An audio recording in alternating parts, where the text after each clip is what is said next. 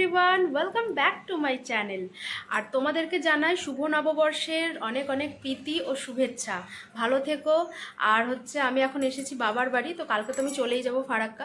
সেই জন্য আজকে বাড়িতে একটু রান্না বান্না করছি। আর কালকে মায়ের উপোসও আছে, অসুখ ষষ্ঠী আছে, তো সেই জন্য আজকেই একটু বেশ রান্না বান্না করছি। আর ওর পুচকুর বাবা আসবে আজকে। ভুটকুর পাপা তো সকালে চলেই এসেছে, আর এদিকে বাবু খেলা করছে ও দাদুর সঙ্গে।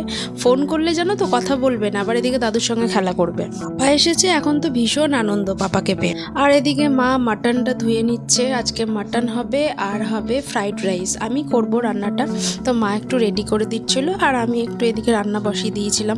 সবজিটা ভালোভাবে ভেজে নিচ্ছিলাম ফ্রাইড রাইসের জন্য। আর অল্প অল্পই হবে সবকিছু। আর ফ্রাইড রাইস দিয়ে কিন্তু মাটনটা খেতে খুব ভালোই লাগে। আর এদিকে পুচকুকে দিয়ে দিয়েছিলাম অ্যাপেল খেতে, ও বসে বসে অ্যাপেল খাচ্ছিল। ওর বাবারও খাওয়া হয়ে গেছে। আর এদিকে আমি ফ্রাইড রাইসটা করে নিচ্ছিলাম। তোমরা কারা কারা মাটন দিয়ে ফ্রাইড রাইস খেতে ভালোবাসো অবশ্যই আমাকে কমেন্টে জানাবে কিন্তু। আর দেখো ফ্রাইড রাইসটা আমার অলরেডি কমপ্লিট হয়ে গিয়েছে, আর খেতেও হয়েছিল খুব সুন্দর। শ্বশুরবাড়িতে থাকলে কিন্তু সব রান্না করতেই ভালো লাগে, সে যে কোনোই রান্না হোক না কেন। কিন্তু বাবার বাড়ি গিয়ে কিন্তু কোনো রান্না করতে ইচ্ছে করে না, তখন কেমন একটা কুড়েমি কুড়েমি ভাব আসে, জানি না কেন। কিন্তু গিয়ে মনে হয় না যে আমি রান্না করি, মনে হয় যেমন বসে থাকি শুয়ে থাকি ওরকমই থাকি। কিন্তু এবার আজকে করতে হলো আর কি।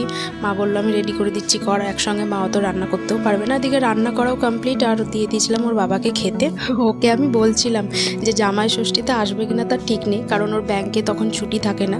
তো বললাম যে এখনই তুমি খেয়ে নাও, ষষ্ঠীর খাওয়া দাওয়া তোমার এখনই হয়ে গেল। আমিও খেতে বসে গিয়েছিলাম, আমিও খাবার দাবার খেয়ে নিয়েছিলাম। নববর্ষের দিন আমরা থাকছি না, তাই আগের দিনই আমরা খাওয়া দাওয়া করে নিয়েছি। আর এদিকে বিকেল হয়ে গিয়েছিল, আর বাবু উঠে গিয়েছিল ছাদে গাছে জল দিতে। ছাদে উঠলেই জানো তো বাবু গাছে জল দিতে খুবই ভালোবাসে। আর এখানে বাদাম গাছ ছিল আর কিছু ফুল গাছ ছিল। আর দেখো বিকেলটা হয়ে এসেছে, খুব সুন্দর লাগছিল। আর দেখো এটা হচ্ছে আমাদের পাশের বাড়ির আম গাছ। এটা হচ্ছে আম্রপালি আম। আমাদের ছাদ থেকে কিন্তু আমে হাত দেওয়া যায়, মানে বলতে গেলে আমাদের ছাদ থেকে আম পাড়া যাবে। সন্ধেবেলায় রেডি হয়ে ঘুরতে বেরিয়ে গিয়েছিলাম বাজারে, কিন্তু একই অবস্থা, এত ভিড়। ঘুরতে ঘুরতে আমরা চলে গিয়েছিলাম এম বাজারে। আর ওখানে গিয়ে কিছু ব্যাগ দেখলাম আমি, যেটা আমার পছন্দ হয়েছিল, কিন্তু আমি কিনিনি।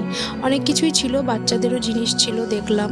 তো এসবগুলো দেখে তারপরে এই ড্রেসটা আমার পছন্দ হলো ছেলের জন্য, তো এটাকে আমি নিয়ে নিয়েছিলাম। এটা খুব ভালো লেগেছে আমার। জানি না কেন পুজোর সময় কেনাকাটা করতে গেলে কিন্তু আমার পছন্দের মতো জিনিস পাই না, তাই দেখতে পেলাম তাই কিনে নিলাম। তারপরে চলে এসেছিলাম বাড়ি। পরের দিন ছিল মায়ের অসুখ ষষ্ঠী, তাই সকালে স্নান সেরে এই পুজো করতে বসে গিয়েছিল।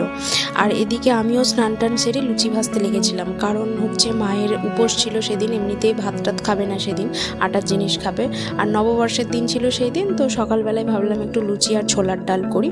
তো এখানে আমি লুচি ভাজতে লেগে গিয়েছি। এইবারে ষষ্ঠীটা নববর্ষটা একই দিনে পড়ে গিয়েছে, না হলে তো ষষ্ঠীটা চৈত্র মাসেই হয়ে যায়, তো এবার পয়লা বৈশাখের দিনই পড়ে গেছে। আর দেখো আমি সাজিয়ে দিয়েছি লুচি, ছোলার ডাল, ফলের প্রসাদ সব কিছুই সাজিয়ে নিয়েছি টেবিলে। তারপর টিফিনটা সেরে ফেললাম। আর তখনই মাসি ফোন করে বলল তোরা আজকে আমাদের বাড়িতে খাবি। তাই জন্য আবার রেডি হয়ে চলে গিয়েছিলাম মাসির বাড়িতে। আজকে তো কোনো প্ল্যানই ছিল না কোথাও যাওয়ার, তো বিকেলে আমাদেরকে বাড়ি যেতে হবে। তো এখন চলে গিয়েছিলাম মাসির বাড়ি। মাসির বাড়ি থেকে আমরা ডাইরেক্ট ট্রেন ধরবো। বর্ষের দিন, আর এদিকে মাসির বাড়ি যাচ্ছি, তার জন্য কটা মিষ্টি নিয়ে নিয়েছিলাম, দিয়ে চলে গিয়েছিলাম মাসির বাড়ি। আর যাবার সময় দেখলাম এখানে পরের দিন বাসন্তী পুজো ছিল, তাই ঠাকুর নিয়ে এসেছে। আর মনের মধ্যে কেমন দুর্গাপুজো ফিলিংস আসছে। মাসি, বাবা, মেসো সবাই পুচকুর সঙ্গে গল্প করছে, আর মা এদিকে খাবারগুলো রেডি করে দিচ্ছিল, খেতে দিচ্ছিল। আর এদিকে হয়েছে এক কাণ্ড, আমার যে নতুন জুতোটা ছিল পুজোর, সেটা জেনি সব ছিঁড়ে দিয়েছে। আমার এত মন খারাপ লেগেছে, নববর্ষের দিন, আর এদিকে আমার জুতো ছিঁড়ে দিল। এবার আমি বাড়ি যাব কি করে, এবার তোমরা বলো। আমি বাইরে খুলে রেখেছিলাম, আর ওখানেই ও ছিঁড়ে দিয়েছে। আমি যদি একটু জানতাম তো আমি তুলে রাখতাম। কি অবস্থা বলো তো, এবার আমি কি পরে যাব বাড়ি। সত্যি খুব কষ্ট পেয়েছিলাম, কি করব বলো। মায়ের জুতো পরেই চলে গেলাম। তারপরে চলে এসেছিলাম স্টেশনে। মনটা তো খুবই খারাপ, আমার জুতোটা ছিঁড়ে গেল, আবার এদিকে মায়ের জুতো পরে আমাকে চলে যেতে হচ্ছে বাড়ি। কি করবো আর বলো, কিছু তো উপায় নেই। আর সেই সময় দুপুরবেলায় দোকানও বন্ধ, নববর্ষের দিন, আর কেনাও হলো না। তার মন খারাপ করে লাভ নাই, যেটা হবার হয়ে গিয়েছে। এখন তো বাড়ি চলে যাচ্ছি, এটাও একটা মন খারাপ করছে যে কদিন ছিলাম, বাবা দিতে এসেছিল। আমি যখনই বাড়ি যাই বাবা মা দুজনেই আমাকে স্টেশনে রাখতে আসে। দুদিন থাকলাম তাও মন ভরলো না, মনে হচ্ছে আর কিছুদিন থাকলে হয়তো ভালোই হতো। কিন্তু কি করব বলো, ওই যে বললাম মেয়েদের নিজের কোনো বাড়ি হয় না। তারপর ট্রেনের মধ্যে বসে গিয়ে পুচকু তো ঘুমিয়ে গিয়েছিল, আর এদিকে চারিপাশটা দেখতে দেখতে চলে এসেছিলাম নিউ ফারাক্কা।